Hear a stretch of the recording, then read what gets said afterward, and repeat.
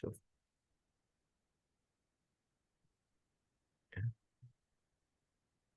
Pronto, tá gravando.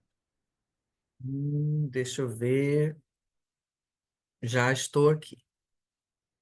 Vamos lá, então, para iniciar o nosso estudo dessa noite, que o tema, eu coloquei esse título para a gente pensar um pouquinho a respeito do que estamos falando, de Darwin a Kardec. É só para chamar a nossa atenção. Mas nós vamos falar da evolução, como está aqui. O objetivo desse estudo é demonstrar a lógica do processo evolutivo e apresentar informações que nos ajudem a refletir sobre esse tema.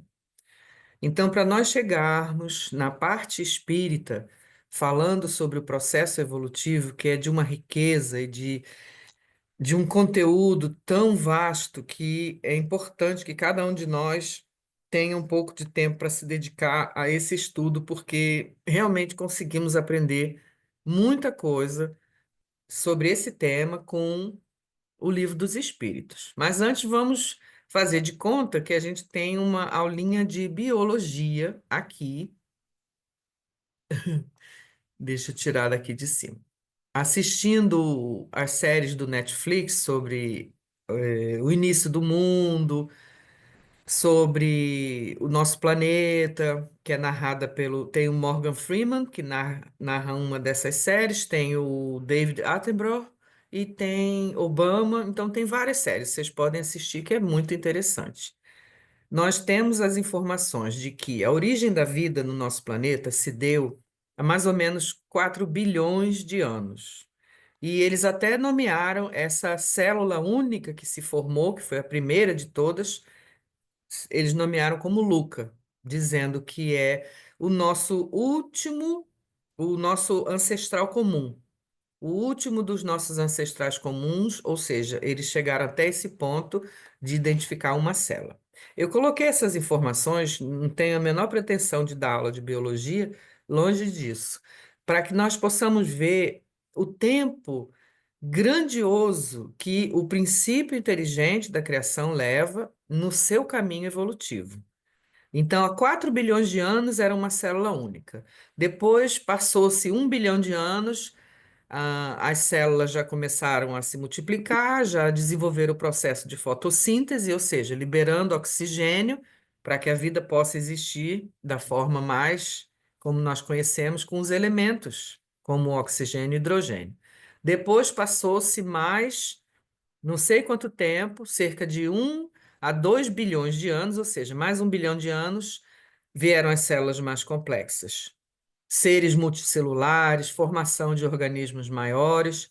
Aí passou-se mais um período imenso, cerca de 540 milhões, já não era mais bilhão, já era milhões. Houve uma explosão de diversidade nos oceanos, com o surgimento de muitos grupos de animais, incluindo os primeiros invertebrados complexos, né? Depois, mais 100 milhões de anos, vertebrados, vida terrestre. Os peixes, que eram os primeiros vertebrados, evoluíram, depois foram para a Terra, seguidos pelas plantas terrestres e os primeiros animais.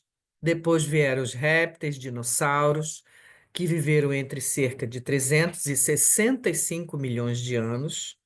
Mamíferos e aves, dos quais nós ainda temos alguns representantes até hoje, e eles, inclusive, dizem que as aves são os remanescentes dos últimos dinossauros. Surgiram no planeta há 200 milhões de anos. Os primatas e os hominídeos, o gênero Homo, antes de ser o Homo que nós conhecemos, surgiram no planeta apenas entre 7 e 2 milhões de anos. Ou seja, de 4 bilhões de anos que o planeta foi criado, ou existe a origem da vida, não que o planeta foi criado, mas a origem da vida, até surgirem os primatas e os homens, houve um tempo considerável. E somente há cerca de 300 mil anos foi que o Homo sapiens foi classificado. Então, os humanos modernos já tinham habilidades cognitivas avançadas, ferramentas sofisticadas, capacidade para a cultura, e isso permitiu a expansão deles por todo o planeta. Mas até hoje ainda ouvimos falar sobre esse elo perdido, essa grande dificuldade que não só Darwin, mas os outros cientistas tiveram de identificar onde é que está esse elo que liga os hominídeos de 2 milhões de anos para o homem de 300 mil anos atrás. E aí a gente tem aqui esse pequeno gráfico, que eu vou usar as outras partes dele também nos próximos slides, mostrando que surge a vida, conforme o livro dos Espíritos explica. Deus criou todos os organismos, todos os seres da criação, simples e ignorantes. Então, nós viemos desse princípio, dessa individualização do princípio inteligente da criação para seguir adiante nessa escala evolutiva. Então, imaginemos que o princípio inteligente da criação passou por todas essas etapas que estão descritas aqui no desenvolvimento da vida do nosso planeta.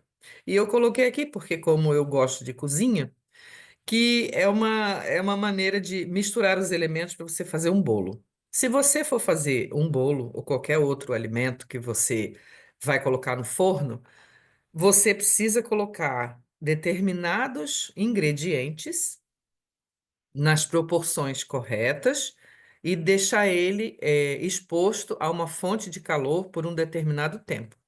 Se você colocar açúcar, farinha, ovos, mas não colocar o óleo, que é uma fonte de gordura, ou a manteiga, não vai funcionar. Se você colocar a gordura, mas não colocar a farinha, também não vai funcionar. Se você fizer tudo isso e esquecer o fermento, não vai funcionar. Então, é preciso que nós tenhamos em mente essa noção da origem da vida como esse grande laboratório do universo. A origem da vida não é no planeta Terra, o universo é muito mais antigo, existem outros planetas e outras galáxias com outros tipos de vida e que já passaram por determinadas etapas que nós ainda não passamos e alguns que ainda não chegaram à etapa que nós estamos.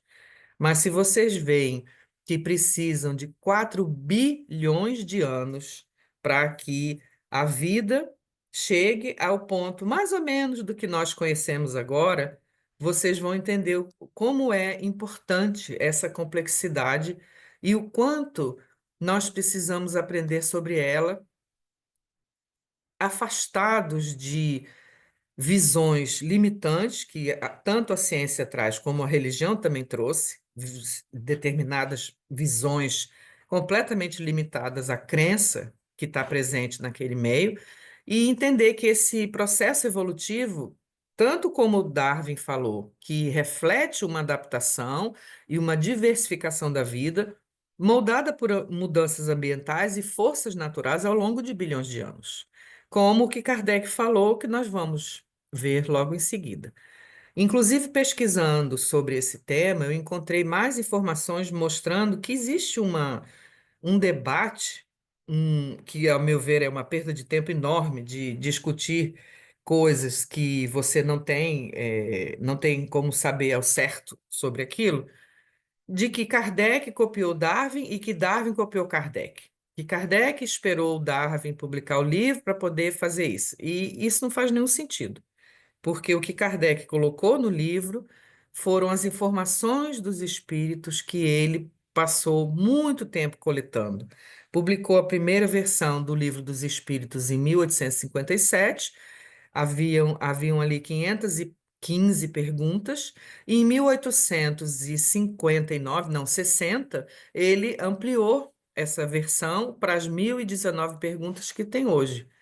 Nesse meio tempo, ele disse também que o espiritismo não estava ali para contradizer a ciência. Se a ciência trazia novas informações, eles, obviamente, iriam usar e se adaptar a essas novas informações da forma como elas fossem úteis para o crescimento e a ampliação do que a gente estava aprendendo.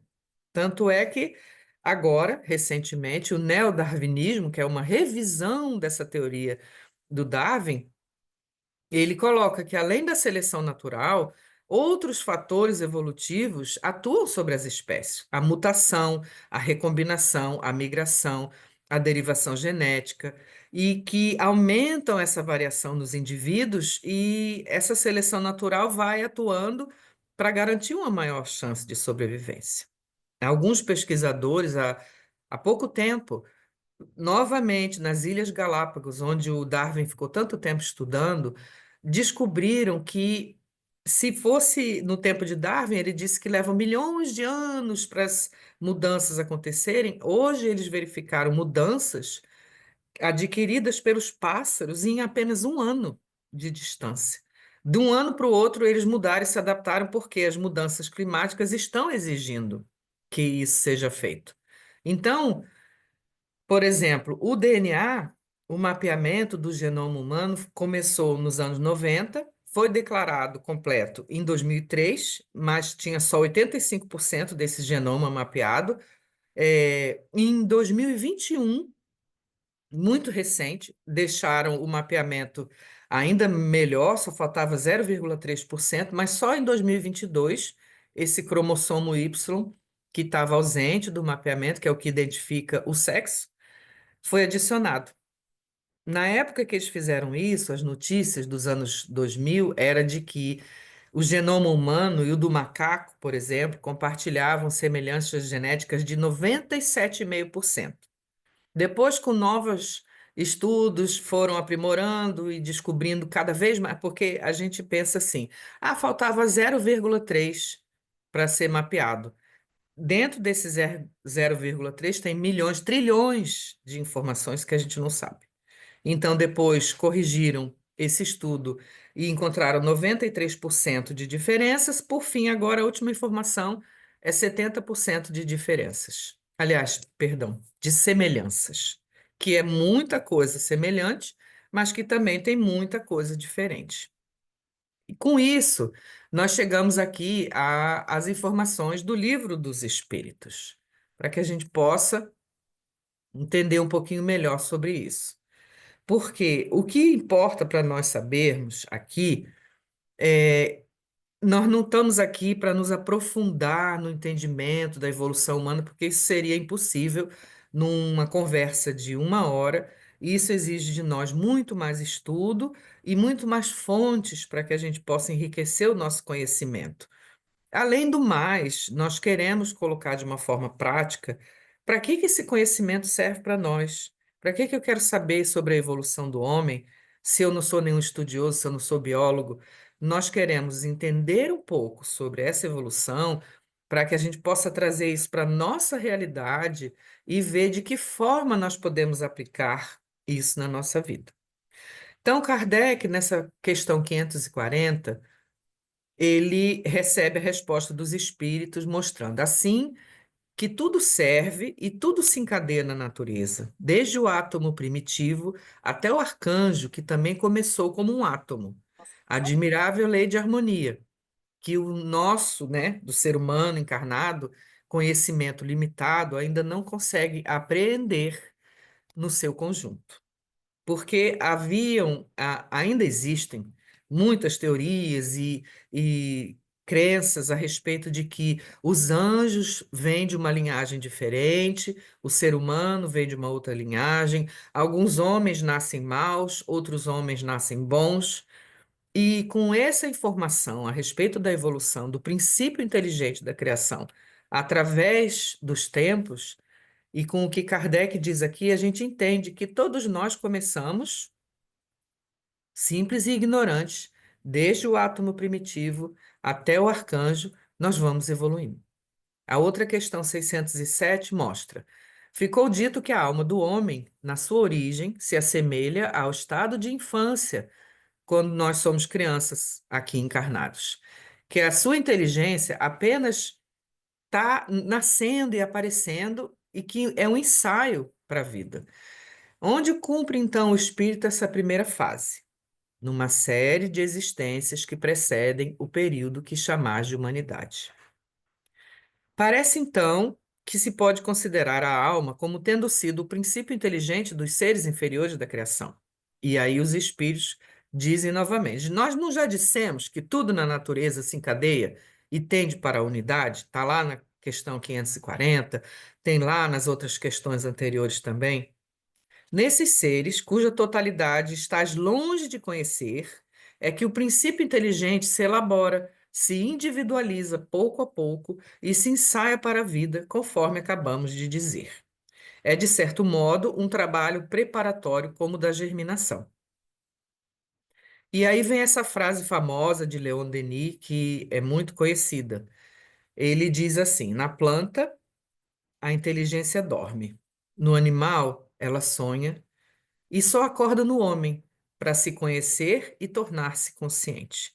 A partir daí, o que antes era um progresso mecânico, né, por instinto, nas formas inferiores da natureza, só se pode realizar o progresso, estando já na condição de homem, pelo acordo da vontade humana com as leis eternas. É aqui aonde nós temos esse gráfico à esquerda, mostrando a evolução do princípio inteligente da criação. Desde a individualização desse princípio, unindo os elementos do éter universal, passou pelo reino animal, pelo reino vegetal e pelo reino mineral, vegetal e animal. Desculpe, estava meio difícil de enxergar. Esse princípio inteligente não é ainda um ser humano, não é um espírito, é apenas a aglutinação dos elementos para se tornar um princípio individualizado. Então, nós dizemos que, como está aqui no André Luiz, que é muito importante para a gente entender, não há favoritismo no templo universal de Deus. Todas as forças da criação se aperfeiçoam no infinito. A consciência que ainda está numa crisálida, que reside num cristal, rolando na corrente do rio, se acha em processo liberatório. As árvores, que por vezes se aprumam centenas de anos, suportando os golpes do inverno, acalentadas pelas carícias da primavera, estão conquistando a memória. A fêmea do tigre, lambendo seus filhotes recém-nascidos, aprende os rudimentos do amor.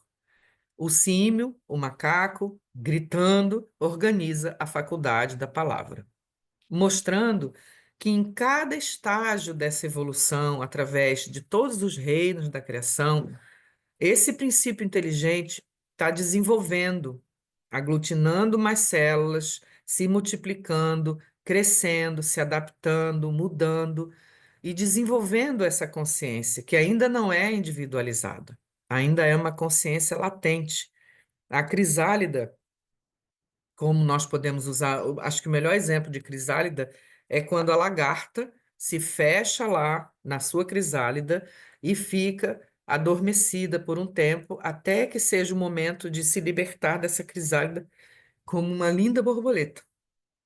Nós, como princípio inteligente, consciências ainda sem individualização, estamos nesse estágio, quando nós, digamos assim, estivemos dentro de um cristal, sofrendo a grande pressão atmosférica para transformar aquelas células, transformar aquelas moléculas e liberar aos poucos uma forma da criação um pouco mais evoluída. As árvores ou as plantas, como nós temos plantas em casa, já têm o princípio da sensibilidade muito desenvolvido.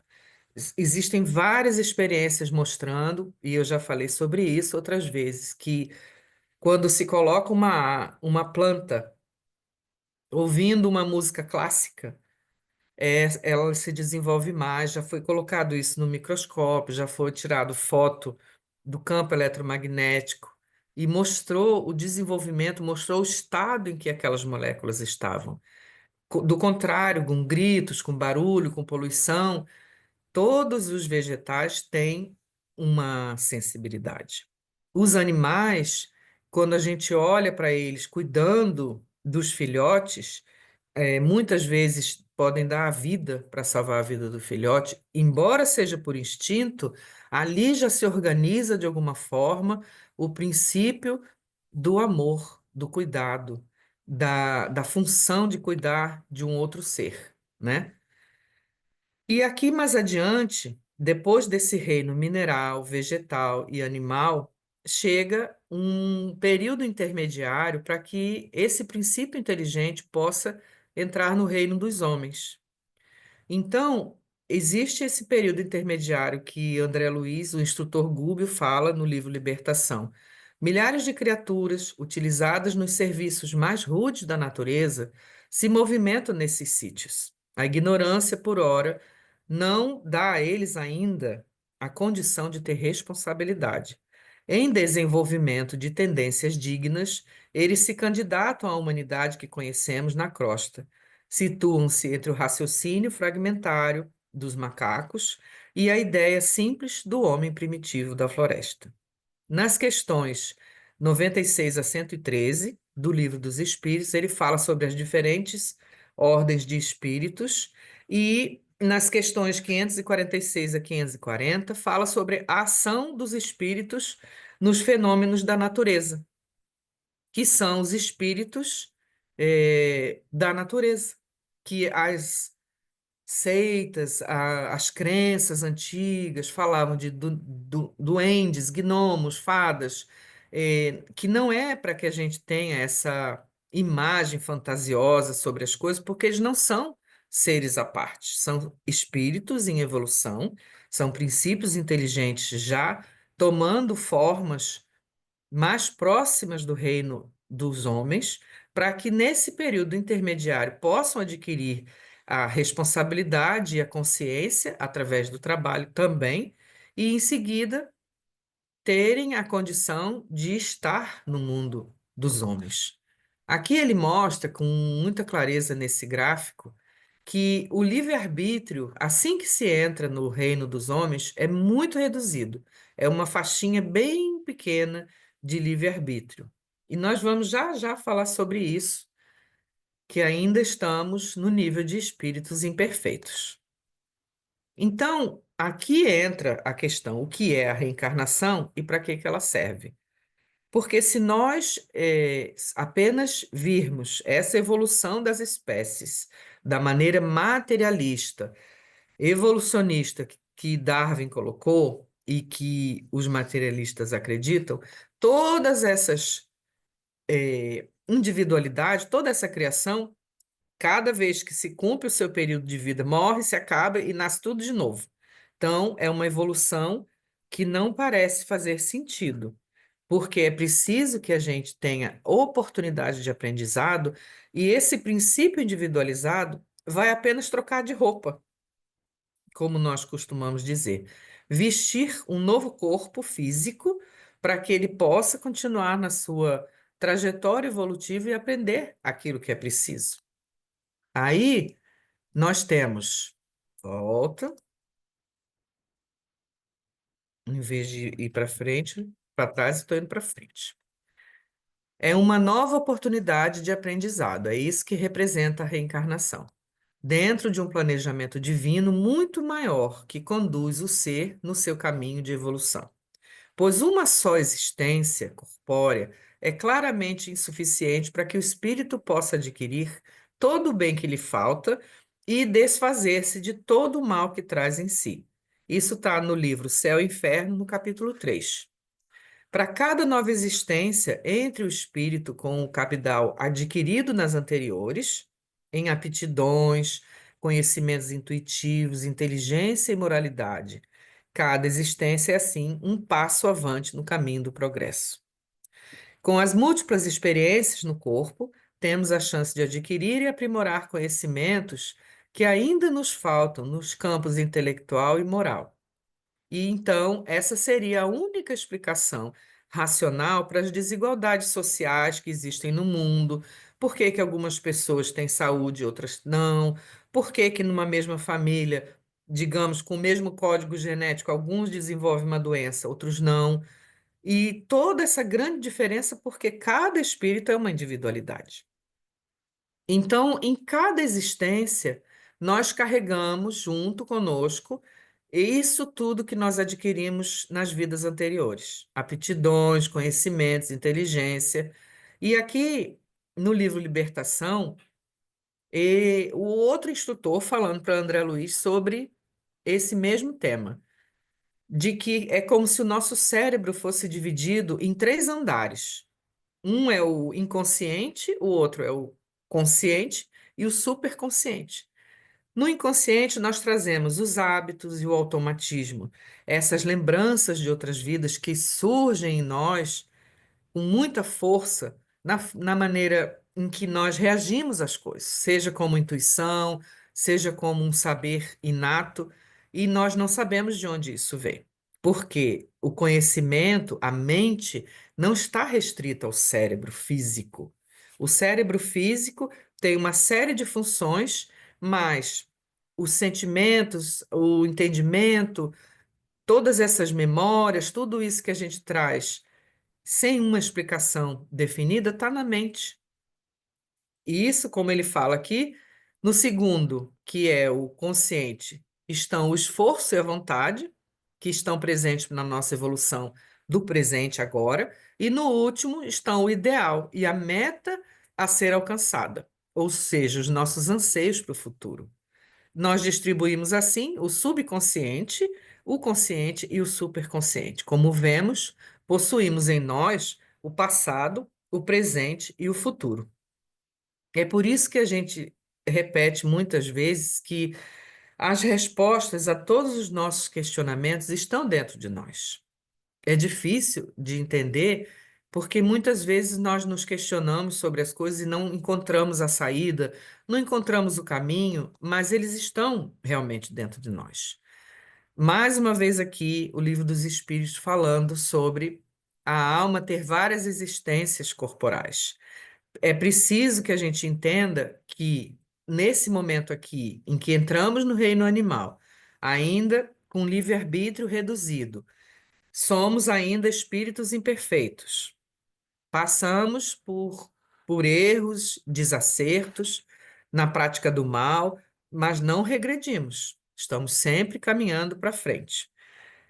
Retornamos, nascemos de novo, passamos novamente por aqueles sofrimentos e em várias encarnações sucessivas. E o progresso, como é infinito, são muito numerosas as encarnações. Tem pessoas que pensam, devo ter tido umas 5, 6, 10 encarnações. Multipliquemos isso por um número absurdo, que a gente não tem noção, como eu falei lá no começo, quantos bilhões de anos esse planeta levou para os organismos evoluírem, se modificarem, quanto tempo levou para a humanidade ter o conhecimento científico que desse condições de desenvolver o genoma. Só agora, há 2 anos atrás, é que concluíram a última parte, né? Então, nós vivemos inúmeras e inúmeras e inúmeras vidas tentando desenvolver as nossas capacidades, o melhor que nós trazemos, para que a gente consiga chegar a esse progresso de ampliar a nossa faixa do livre-arbítrio. Quando Kardec fala sobre a classificação dos espíritos, por exemplo, a gente se faz essa pergunta: os espíritos imperfeitos. O que que caracteriza o espírito imperfeito? A predominância da matéria sobre o espírito, a propensão para o mal, a ignorância, o orgulho, o egoísmo, todas as paixões que são consequentes dessa inferioridade. Nós temos a intuição de Deus, mas não compreendemos. Já os espíritos bons predomina o espírito sobre a matéria, deseja o bem, as qualidades se voltam para o bem. Os mais adiantados reúnem o saber e as qualidades morais, compreendem Deus e o infinito, já desfrutam da felicidade dos bons, são felizes pelo bem que fazem e pelo mal que impedem. Basta a gente se questionar se nós estamos nessas condições ou não. Os espíritos puros não têm nenhuma influência da matéria, têm uma superioridade intelectual e moral absoluta. Já percorreram todos os graus da escala e já se livraram de todas as impurezas, não precisam mais sofrer provas nem expiações. Não estão mais sujeitos à reencarnação em corpos perecíveis. Então, para que o nosso espírito imperfeito, que a gente ainda questiona, será que eu sou espírito imperfeito? Sim, você é um espírito imperfeito. Nós todos ainda estamos nessa categoria, porque nós ainda demonstramos ódios, orgulhos, nós ainda nos magoamos com coisas que dizem, nós ainda somos tomados pelo medo, pela dúvida. Então, ainda estamos sim nessa categoria. Uns mais para baixo, outros no meio, outros mais para cima.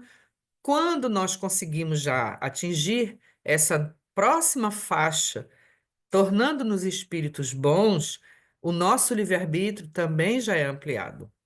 Aí nós já estamos muito mais adiantados, desenvolvendo não só o progresso intelectual, mas progredindo também moralmente para chegar na faixa de espíritos puros, que o livre-arbítrio é bem ampliado, porque eles são os auxiliares da criação divina, trabalhando no desenvolvimento dos mundos, na organização das reencarnações dos espíritos imperfeitos, já estão numa outra faixa vibratória que não precisam mais de corpo físico cheio de limitações.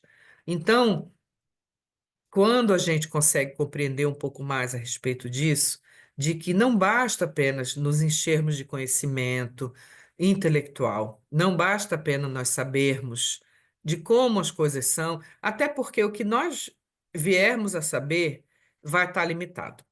O conhecimento intelectual que o homem moderno tem não é nem a metade daquilo que nós podemos saber a respeito do que se passa na humanidade. Cada vez que as coisas são descobertas, cada vez que nós temos acesso ao conhecimento que é adquirido pelos cientistas, nós nos espantamos ainda mais com quanta coisa nova que a gente não sabia ainda.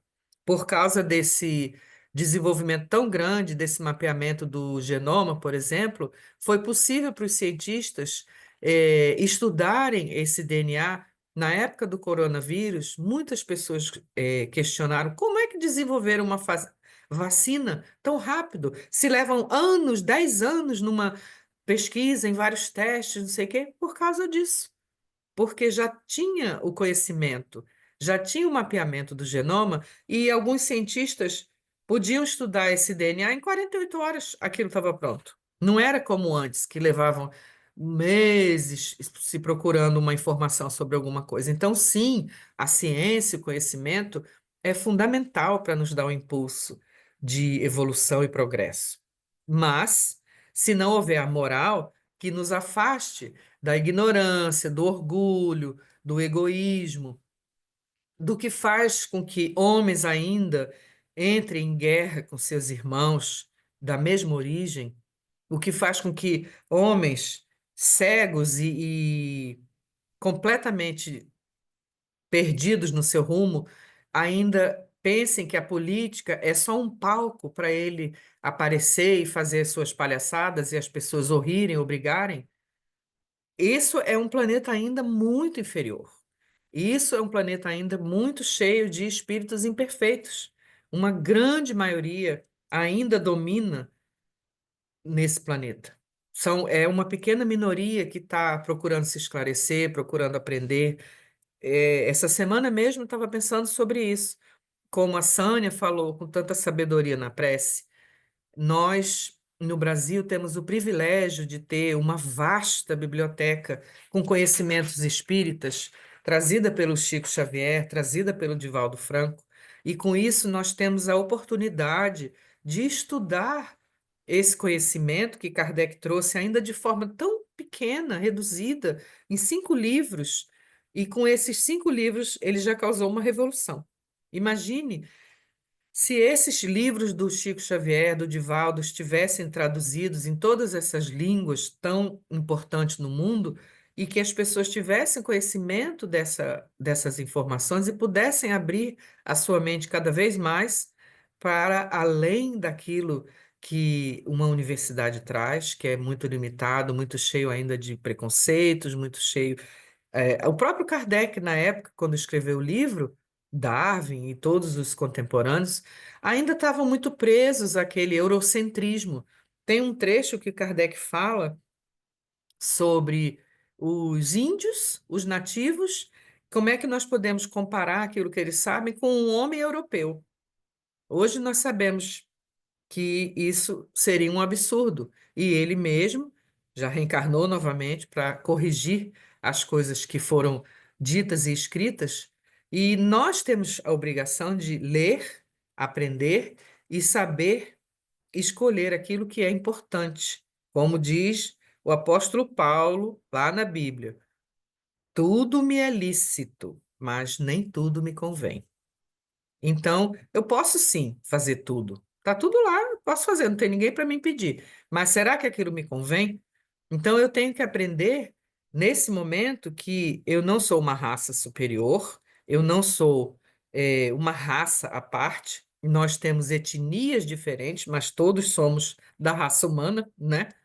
E aí entra esse pequeno pedacinho aqui, que mostra dois cérebros mapeados, o de um homem e de uma mulher, mostrando, os cientistas estão discutindo isso assim profusamente, as diferenças entre no funcionamento dos cérebros dos homens e das mulheres. Aqui na questão 201, Kardec tem essa pergunta: numa nova existência, pode o espírito que animou o corpo de um homem animar o corpo de uma mulher e vice-versa?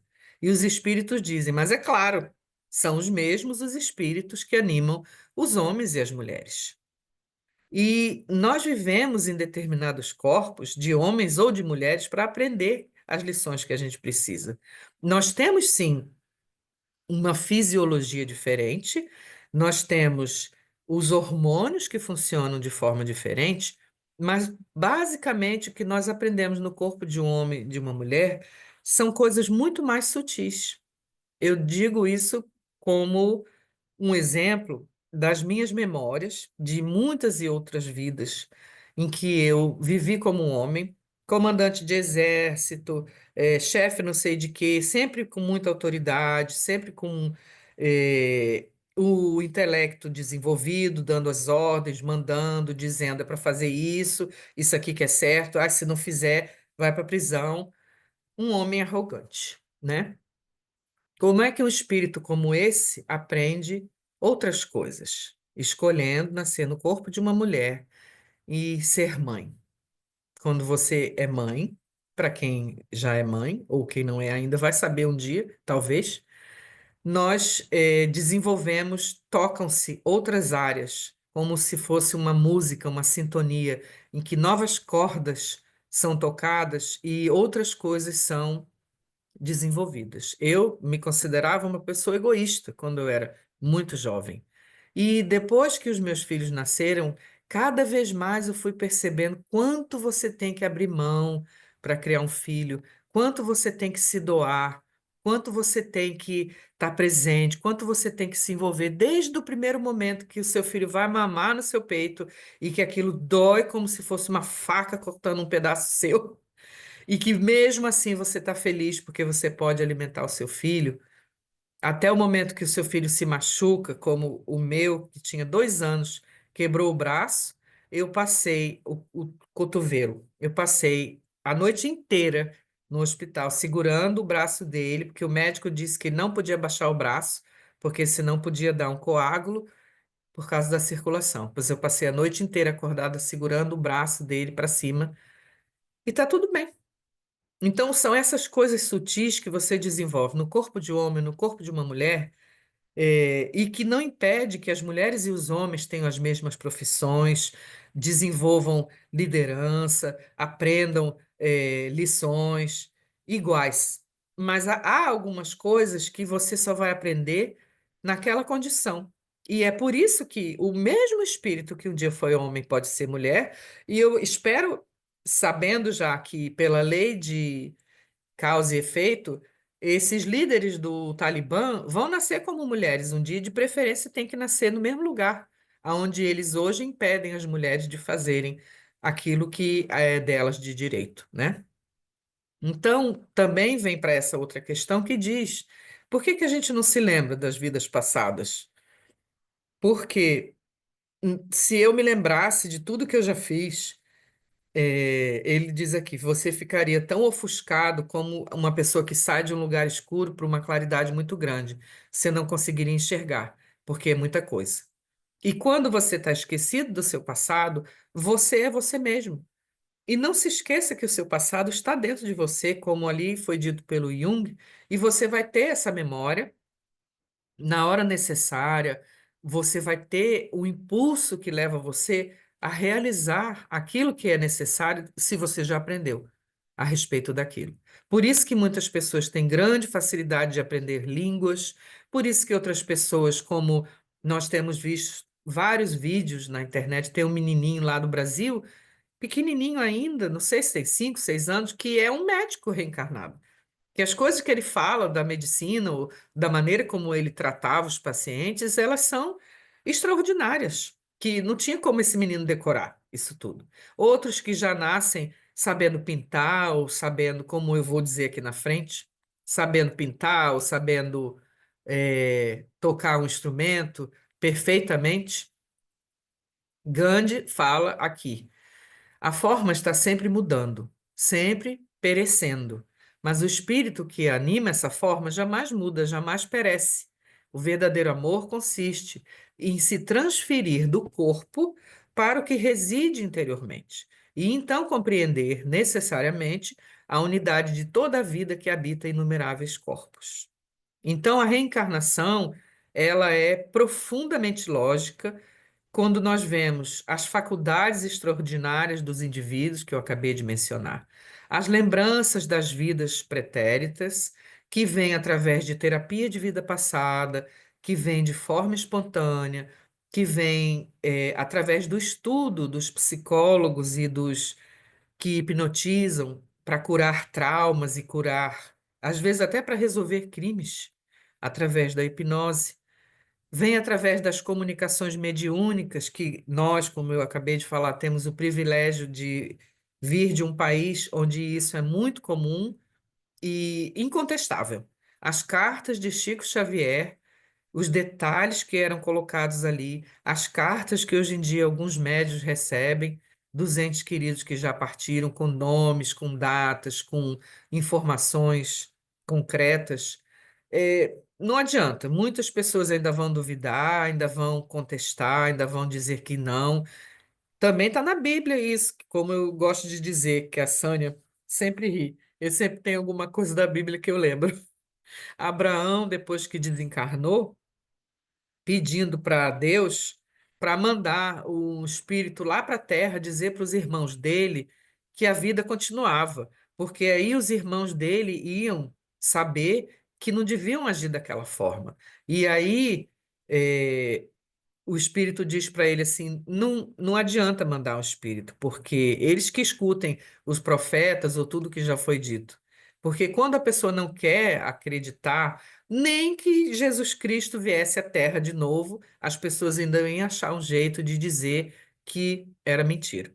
Então, parte de dentro de nós. Esse amadurecimento do conhecimento volta lá para aquele gráfico da evolução do princípio inteligente, mostrando por que que nós ainda temos um livre-arbítrio tão limitado.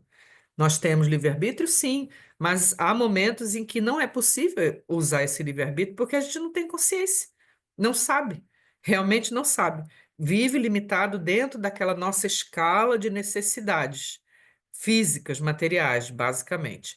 E mesmo assim, quando as pessoas têm condições materiais, quando elas têm uma carreira, uma profissão, mesmo assim, muitas vezes elas ainda carregam um vazio porque elas não sabem qual é o propósito da existência delas.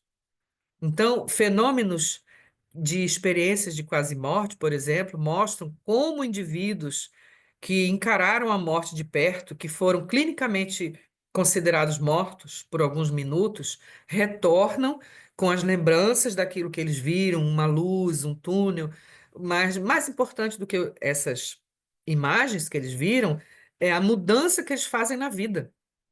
Eles escolhem um caminho completamente diferente, porque eles é como se eles fossem inundados com aquela luz do entendimento. Tem uma outra série que é do National Geographic, que é o Morgan Freeman, se chama Deus. Ele pesquisando todas as religiões do mundo e entrevistando pessoas. E uma dessas pessoas várias pessoas, mas uma delas dizia isso. Depois que ele ficou 15 minutos sem respirar, e ele vai para o outro lado, ele vê uma luz e aquela luz emite uma voz e diz: volte, porque você não é sua hora ainda. Você ainda tem uma tarefa a cumprir. E aí ele volta para aquele corpo e, por algum motivo físico, expele a água que estava no pulmão ou acorda. Os médicos estavam tentando reanimar e não conseguiram. Naquele momento eles conseguem, e ele volta com esse relato e diz que a vida dele completamente mudou.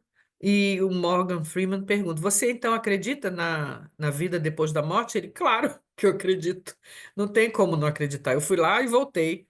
E mesmo assim, as pessoas ainda contradizem e ainda acham que isso é mentira e que isso é inventado. Então, nós não estamos aqui para provar nada para ninguém, porque isso é impossível. Cada um tem que aprender por si mesmo aquilo que é necessário para o seu crescimento no seu tempo.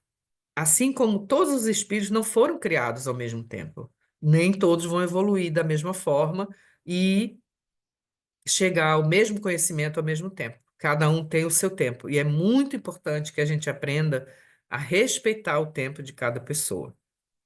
Esses fenômenos de transcomunicação instrumental são uma outra forma que há da comunicação dos espíritos. Quem quiser ler mais sobre isso, tem bastante informação. Eu trouxe essa fábula que é do elefante e da corda.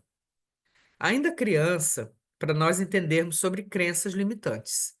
O bebê elefante é amarrado com uma corda muito grossa a uma estaca firmemente cravada no chão. Ele tenta se soltar várias vezes, mas não tem forças suficientes para tal. Depois de um ano, a estaca e a corda ainda são suficientes para manter o pequeno elefante preso. Ele continua tentando se soltar, mas sem conseguir. A essa altura, o animal passa a entender que a corda sempre será mais forte do que ele e desiste das suas iniciativas.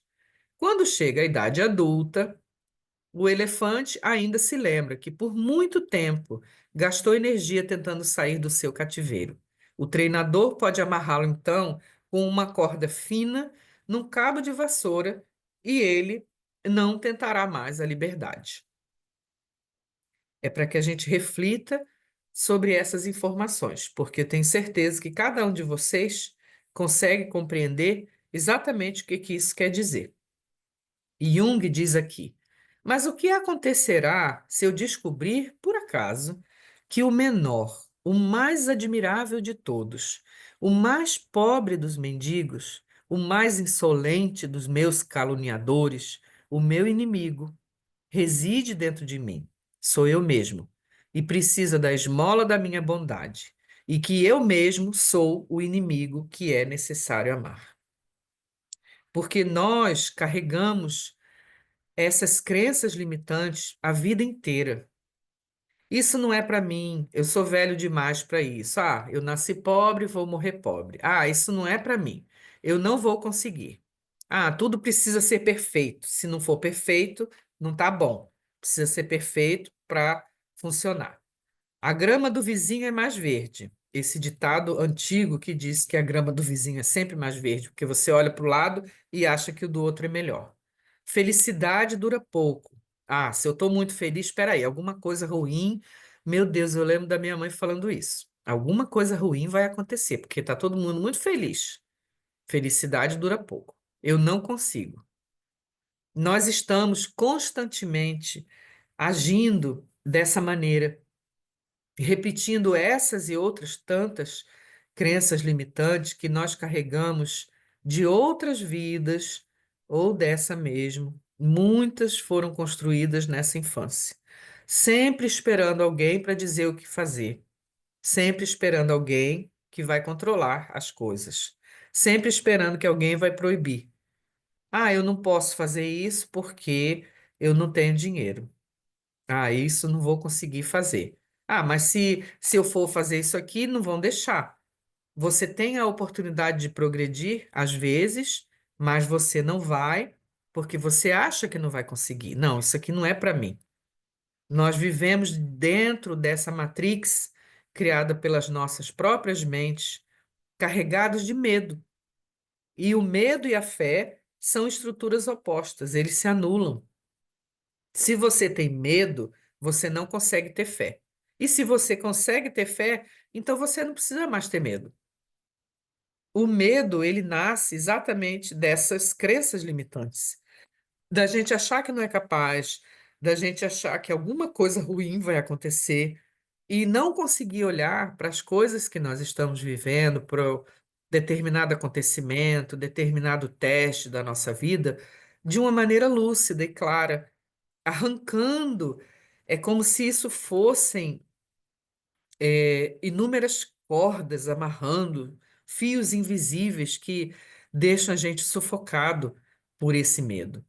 Medo de não conseguir, medo de não merecer, medo de que não vai dar certo, medo de que aquilo não é para você, está muito longe da sua realidade. E aquilo que você não conhece não existe. Essa é mais uma das frases de Einstein, se não me engano, e mostra exatamente estruturas, objetos, coisas que, se nós nunca vimos aquele objeto, o nosso cérebro ele tem uma imensa dificuldade de processar aquela informação, porque ele vai procurar pontos em comum, ele vai procurar similaridades com coisas que ele já conhece. O cérebro ele se acostuma a viver dentro daquela que a gente chama de zona de conforto, dentro do que é conhecido, porque o que é conhecido não é ameaçador. E essa necessidade de autoproteção vem conosco desde quando a gente estava lá ainda nos hominídeos, precisando desenvolver uma série de outras qualidades. A nossa amígdala, que é a partezinha de trás do cérebro que se liga à coluna, ela é ancestral. E nós trazemos em nós esses dois sentimentos de ou ficar e lutar ou fugir de um perigo. Quando nós nos sentimos ameaçados ou quando a gente acha que tem. Ninguém está dizendo o que eu tenho que fazer. Será que eu posso fazer mesmo? Ninguém está controlando, ninguém está proibindo. A gente fica muito solto. Os filósofos das relações internacionais, Hobbes, Locke, Rousseau, estudando toda essa relação social, mostraram o quanto o homem precisa de alguém dizer para ele o que ele tem para fazer. É uma necessidade de alguém para mostrar a direção. Porque para você ir sozinho, para você abrir caminho, precisa de coragem. E coragem precisa largar tudo aquilo que você conhece, muitas vezes, e dar o salto de fé. Caminha e o caminho se abrirá. Você vai primeiro pisar para depois o caminho aparecer. Então, isso exige fé. E se você tem fé, você está se libertando do medo o tempo inteiro. Mas se você deixar o medo tomar conta de você, ele se torna um monstro imensamente maior, como o elefante, que é um animal imenso, de não sei quantas toneladas, com uma cordinha amarrado no pé e ele não se mexe. Como eu sempre falo, os novos espíritas, que são médicos e cientistas, têm falado muito sobre a epigenética, mostrando que cada impulso que a gente dá vai ativar ou desativar determinados genes no nosso DNA e vão levar a gente a viver determinadas coisas ou a gente se impede de viver as coisas. Porque nós estamos o tempo todo criando o mundo onde a gente vive e não é outra pessoa que cria. As crenças que temos em nossa vida são extremamente importantes, porque elas têm o poder de criar a nossa realidade, devido à ação da lei da atração. Cada energia que eu emito, cada pensamento que eu formulo, que também é energia, se alia a um sentimento e emite uma onda que vai atrair de volta para mim o mesmo tipo de coisa. Consciente ou inconscientemente, nós estamos o tempo todo emitindo essas energias e atraindo as coisas. Como nós vimos no começo, a gente carrega dentro de si mesmo o passado, o presente e o futuro. Se não mudarmos as nossas crenças limitantes, elas se tornarão uma profecia autorrealizável e nos tornaremos incapazes de nos libertar das correntes das nossas limitações autoimpostas. Como uma autora chamada Marianne Williamson disse, nada o prende, exceto os seus pensamentos. Nada o limita, exceto o seu medo. Nada o controla, exceto as suas crenças. Então, não tem ninguém dizendo para onde a gente tem que ir, nem proibindo, nem controlando. Não tem ninguém para resolver os nossos problemas o tempo todo. Não tem nenhuma resposta que venha, ah, meu Deus, me dê uma resposta, o que é que eu tenho que fazer, que não possa vir de dentro da gente mesmo. Até mesmo a voz de Deus ecoando dentro de nós, vem a resposta, porque Deus está na nossa consciência. A questão é a gente conseguir acalmar essa consciência, essa ansiedade de controlar tudo, de saber o que vai acontecer amanhã, depois e no futuro, essa necessidade de ansiedade, medo que nós temos de não saber para onde nós imos. É isso que faz com que a gente fique tão inquieto, reagir da mesma forma que a gente reagia quando a gente era criança, com medo de que aquilo não dê certo, com medo de que aquela pessoa não vai mais nos amar se a gente fizer alguma coisa errada. O que nos limita é esse medo, e o que nos controla é exatamente o que a gente acredita. Então, para isso, temos que fazer as nossas perguntas. Muitas vezes a nossa realidade já mudou, mas mentalmente ainda estamos marcados por traumas, dessa ou de outras vidas, sem ousar romper as amarras que nos prendem, como o elefantinho. São as cordas invisíveis que imobilizam as pessoas. Então, nesse momento, nós temos que nos fazer essas perguntas: o que é que tem me prendido? E procurar, seja através da leitura, seja através da terapia, da conversa sincera, do diálogo verdadeiro, a resposta para essas perguntas. O que é que tem me prendido? O que me impede de alcançar os meus objetivos? O que mais é possível que eu ainda não considerei? Existe outra saída para esse problema? Existe outra resposta? Existe outro caminho? Quais são as amarras reais ou invisíveis que me impedem de buscar ou de realizar os meus sonhos? Porque às vezes nós temos impedimentos materiais. Não temos dinheiro, não temos saúde, não temos condições de alguma forma, mas existem sempre caminhos alternativos. Existem sempre outras saídas. E que até nesse caso, em determinados momentos, a resposta é: eu preciso aceitar. Eu preciso ter paciência. Eu preciso saber que não está tudo sob meu controle e que na hora certa as coisas vão acontecer. Enquanto isso, o que é que eu posso desenvolver a mais em mim mesmo para melhorar? O que é que eu posso crescer? Como é que eu posso eh, aprender um pouco mais? É isso que a gente tenta fazer toda semana nos nossos estudos. Vocês aí frequentando o GEAC, eu fazendo o Evangelho no Lar. Há 30 anos que nós fazemos o Evangelho no Lar e agora fazemos 2 vezes por semana, já tem alguns anos, porque é preciso estar em contato com esse conhecimento renovador. É preciso eh, fazer com que tudo isso se torne. Pronto, parei de compartilhar. Será que eu apareci? É preciso fazer com que tudo isso se torne um hábito na nossa vida, para que nós possamos, de fato, incorporar esses novos conhecimentos como uma conquista do nosso espírito que possa nos levar à evolução. Assim como os animais, assim como nesse processo evolutivo todo que a gente tem falado do Darwin e dos cientistas e dos que estudam essa parte, assim também somos nós. Podemos mudar de um ano para o outro uma série de coisas se a gente realmente quiser. E é isso que a gente está precisando com os nossos estudos. É isso. Deixa eu ver. Pronto. Pronto. Sânia? Vou parar então a gravação. É, Vou pode apertar o parar. botão certo. Hum, Cadê? Parar a gravação. Recorde, aqui, ó, Aqui, ó. recorde. É. Uhum. É, tá gravando